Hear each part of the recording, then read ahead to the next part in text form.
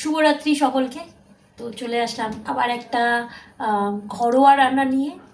তো এখানে অলরেডি আমি মটরগুলোকে সেদ্ধ করে নিয়েছি। বুঝতেই পারছো কী রান্না হবে। এখানে পেঁয়াজ কেটে নিয়েছি, আমার সব মশলাপাতি রেডি। তো চলো স্টার্ট করি। এই জিনিসটা না আমার ভীষণ ভালো লাগে খেতে। মা বাবা বলে যে না অত রিচ খাওয়া যাবে না, বাট আমার ভীষণ ভালো লাগে খেতে।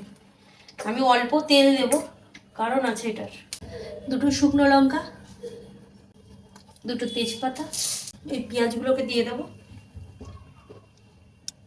এরপর আমি দিয়ে দেবো হচ্ছে এই মশলাটা, আদা রসুন পেঁয়াজ আর টমেটো।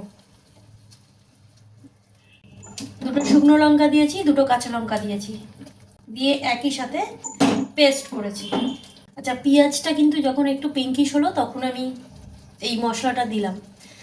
এখানে এটা রয়েছে, এটার মধ্যে আমি জল দেব, জল দিয়ে তারপরে এটাকে এখন কষাবো। এই যে যখন একটু জল বেরোতে শুরু করলো না, এই আমি যেটা করি অ্যাকচুয়ালি আমি সেটা দেখাচ্ছি। আমি এখান থেকে এইগুলো দিয়ে দেবো। বুঝতে পারছি এগুলো কি, যদিও বা এগুলো খাওয়া একদমই উচিত না। এই যে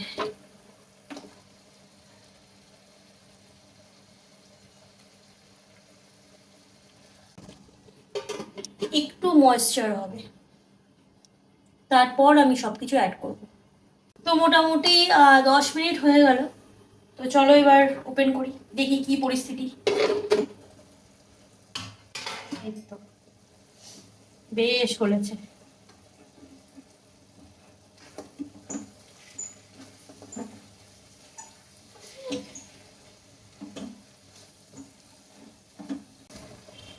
হলুদ, লবণ,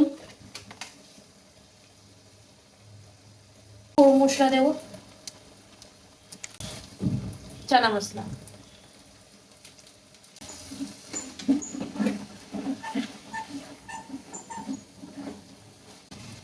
তো মটরগুলো আমি দিয়ে দিলাম।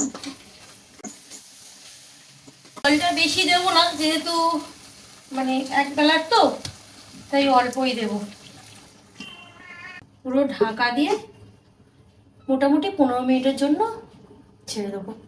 এরই মধ্যে কি করেছি, আমি ধনেপাতাটা কেটে নিয়েছি। তোমরা চাইলে দিতেও পারো, নাও দিতে পারো, যেহেতু চর্বি পড়েছে। আমি দিই কারণ আমার ধনেপাতার ফ্লেভার ভীষণ ভীষণ ভালো লাগে। ধনেপাতা বাড়িতে থাকা মানে সব কিছুতেই আমি ধনেপাতা দেবো। তো আমি এখানে কেটে নিয়েছি, জলেও ভিজিয়ে দিয়েছি। এবার আমি এটা এরকম আছে।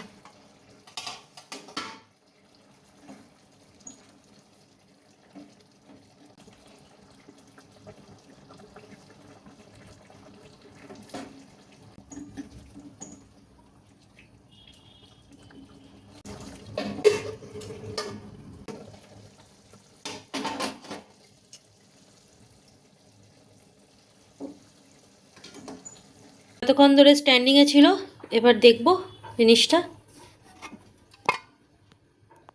বাহ, একদমই ঝোল যেটা আমি রাখিনি, গায়ে গায়ে করেছি। আমার তরফ থেকে শুভরাত্রি। ভিডিওটা ভালো লাগলে অবশ্যই লাইক দিও আর বন্ধুদের সাথে শেয়ার করো।